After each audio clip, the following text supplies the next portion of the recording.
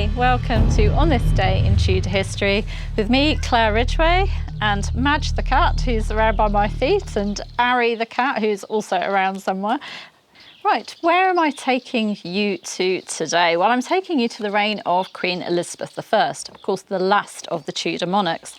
For on this day in Tudor history, the 9th of April, 1582, Richard Bertie, Member of Parliament, evangelical, and second husband of Catherine Willoughby, other married name Brandon, Duchess of Suffolk, died at his home in Bourne in Lincolnshire. He was laid to rest in St James's Church, Spilsby in Lincolnshire, with Catherine, who died in 1580. And their memorial can still be seen today in the church's Willoughby Chapel. Here are a few facts about this Tudor man. Richard Bertie was born in 1517 and was the eldest son of Thomas Bertie of Kent, who was a stonemason. Richard was educated at Corpus Christi College in Oxford and graduated from there with a BA, a Bachelor of Arts, in 1537. For 2 years, he was then a probationary fellow at Magdalen College in Oxford. Following that, Bertie was employed in the household of Thomas Wriothesley, Lord Chancellor to King Henry VIII. And then he moved into the household of Catherine Willoughby, widow of Charles Brandon, Duke of Suffolk. He served Catherine as a gentleman usher, which was actually a really important role because the Duchess had large households in Lincolnshire and also London, and she had lots of business that needed dealing with, and he was the man for that job. Bertie became known for his wit and also his gift with languages. He was good at French, Italian and Latin. It appears that Catherine Willoughby, Duchess of Suffolk, and her gentleman usher, Richard Bertie, became close following the really awful, sad deaths of the Duchess's sons, Henry and Charles Brandon, from sweating sickness in July 1551. And Richard Bertie and Catherine married in around 1552. Bertie and Catherine had their Protestant faith, their very strong Protestant faith, in common. And in June 1554, Bertie was summoned by Bishop Stephen Gardiner, Queen Mary I, Lord Chancellor, who asked him if he and his wife were ready to return to the Catholic fold. Gardiner apparently asked Bertie if Catherine, who was of Spanish Catholic stock, was now as ready to set up the Mass as she was lately to pull it down. But Bertie and Catherine stood firm in their Protestant faith. But Catherine had actually made an enemy of Gardiner in the past. In fact, I've told you this before, but she actually called her little dog Gardiner so that she could call it to heel, and apparently dressed it up in vestments one time. How to make enemies at court. But because of their firm Protestant faith, and also because Catherine had made an enemy of Gardiner, the couple decided that it was sensible to leave England in the Catholic Queen Mary I's reign and to flee into exile. They decided that Bertie would go first to sort things out, and then Catherine and their infant daughter Susan followed in 1555. They moved from Wesel, where their son Peregrine was born in 1555, on to Strasbourg and then on to Frankfurt, where in fact they had quite a dangerous escape. They were nearly murdered there. And then finally to Poland, where they settled after being offered refuge there by King Sigismund Augustus of Poland. But they returned to England in 1559 following Queen Elizabeth I's accession.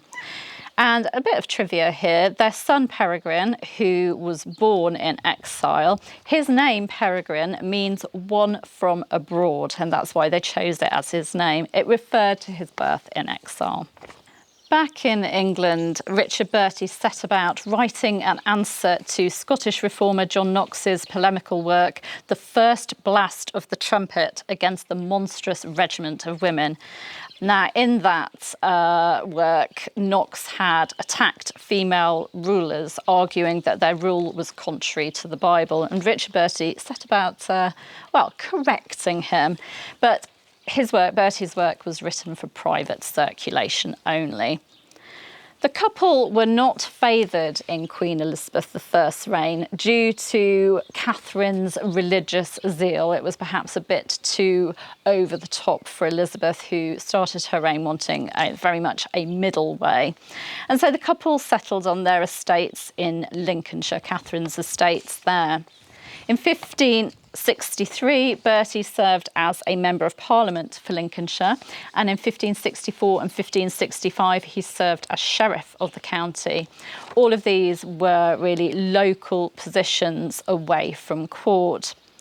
He was granted an honorary master's from Cambridge in 1564 while attending Queen Elizabeth I.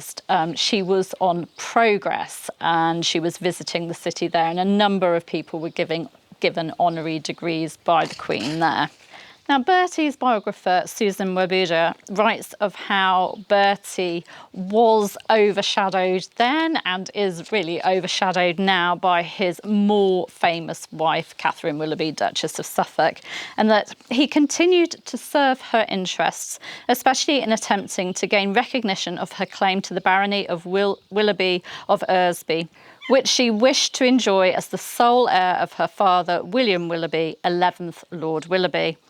And in 1570, Bertie put forward a formal claim to the Queen for him to hold the title in his wife's right. But Elizabeth I did nothing at the time. She didn't do anything about it until after Catherine's death in 1580, when she granted the title to the couple's son, Peregrine. Peregrine, who became 13th Baron Willoughby, served Queen Elizabeth I as a soldier and as a diplomat, and he married Mary de Vere, daughter of the Earl of Oxford. Their daughter Susan married Reginald Grey of Wrest, 5th Earl of Kent, and then as a second marriage she married Sir John Wingfield. Now, I mentioned how you can still see the memorial to Richard Bertie and Catherine Willoughby today at St James's Church, Spilsby. It's a huge alabaster memorial, and it features recumbent effigies of the couple, along with a wild man of the woods, a Saracen king, and a hermit carrying a staff and prayer bead. And all of those are from the Willoughby badge. They're all Willoughby badges. It is thought that Richard Bertie himself designed the tomb, perhaps going back to the fact that his father was a stonemason. I'll give you a link to see a photograph of their splendid tomb, because it really is amazing to see, and obviously you might not get a chance to visit Lincolnshire. Also on this day in Tudor history, the 9th of April 1533, in the reign of King Henry VIII, Catherine of Aragon was informed that she was no longer queen. Now, that didn't go down well, but you can find out what happened in last year's video, which I'll give you a link to. You can subscribe to this YouTube channel by clicking around about there. I think it's there. You can hit the bell to be notified as these videos go live, and you can, of course, give me a like and leave me a comment. But I do hope you're keeping safe and well. I'll see you soon. Bye-bye.